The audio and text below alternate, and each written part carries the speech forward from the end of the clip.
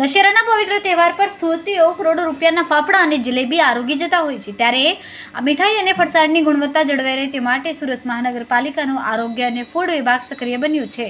દશેરા પર્વની તૈયારીઓ વચ્ચે જ આરોગ્ય વિભાગ દ્વારા શહેરના વિવિધ વિસ્તારોમાં ફાફડા અને જલેબીના વિક્રેતાઓને ત્યાં સરપ્રાઇઝ ચેકિંગ હાથ ધરવામાં આવ્યું.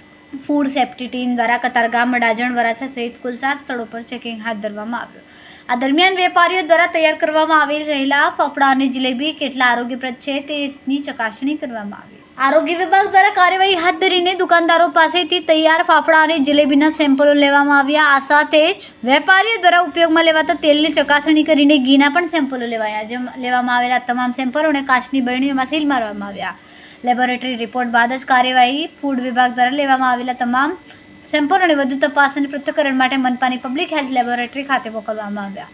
મળતી માહિતી મુજબ આ સેમ્પલનો રિપોર્ટ લગભગ 15 દિવસ બાદ આવશે. Kamakshi seller, food safety officer, Surat મહાનગરપાલિકા.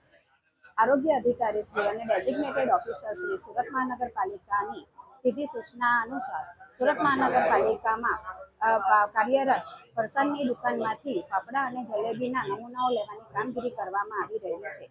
જો નમૂનામાં કોઈ પણ ક્ષતિ જણાશે તો તેના ઉપર ફૂડ સેફ્ટી અને સ્ટાન્ડર્ડ એક્ટ 2006 અને 2ની કાયદાકીય કાર્યવાહી કરવામાં આવે છે.